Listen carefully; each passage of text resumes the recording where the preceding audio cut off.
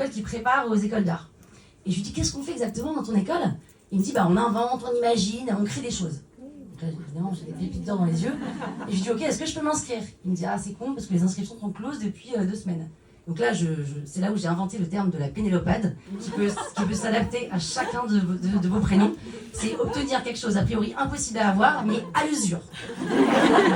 C'est un synonyme de saouler les gens.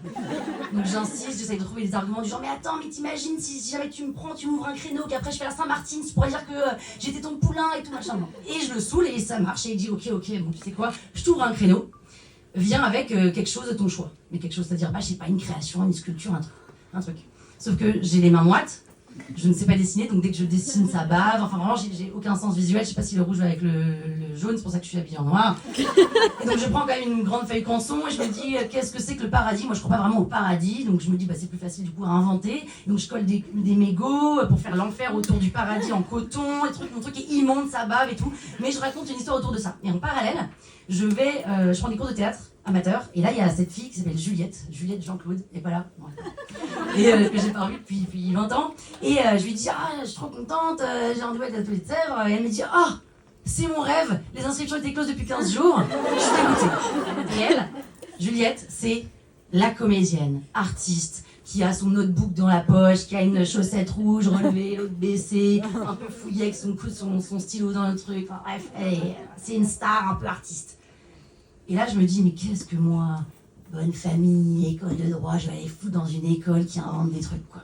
Et devenir quoi? Une artiste? Mais c'est quoi être une artiste? Et comment je vais gagner ma vie? Et nanana.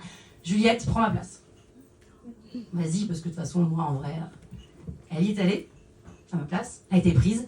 Ensuite, elle a fait la Saint-Martin, et aujourd'hui, c'est devenu une grande artiste. Et moi, j'ai continué le droit.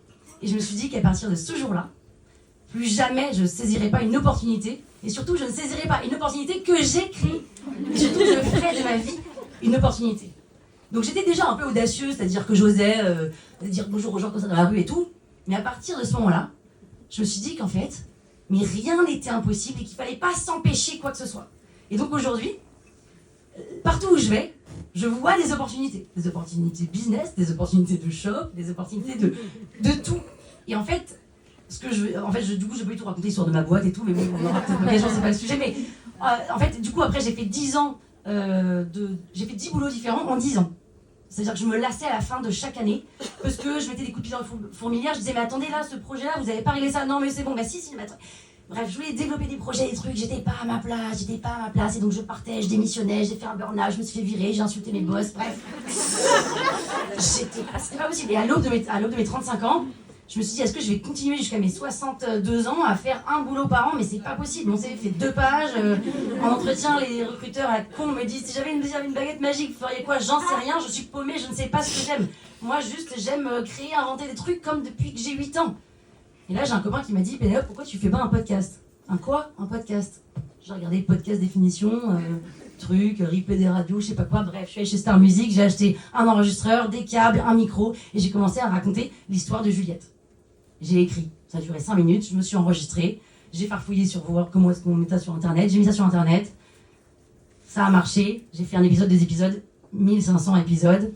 Derrière, Mythique m'a appelé, est-ce que tu veux pas faire notre podcast de marque? Si, bien sûr, j'ai monté un studio de podcast, et là, à ce moment-là, j'ai 36, 37 ans, je suis la plus heureuse du monde. Pourquoi?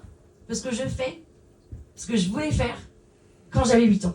Je raconte des histoires. Et en fait, je crois qu'au fond de nous, on sait qui on est, on sait ce qu'on a dans les tripes, on sait. Mais il y en a tous ces trucs de société, de machin, de patriarcat, de ce qu'on veut, de parents, de sœurs, de frères. L'enfer. L'enfer, c'est dur. Mais en fait, putain, on est tous seuls. Sur notre lit de mort, on est tous seuls. Donc je pense qu'il faut aller chercher qui on est et on s'en fout si au début on gagne pas d'argent. Parce qu'en fait, si on kiffe ce qu'on fait, je pense qu'on est heureux.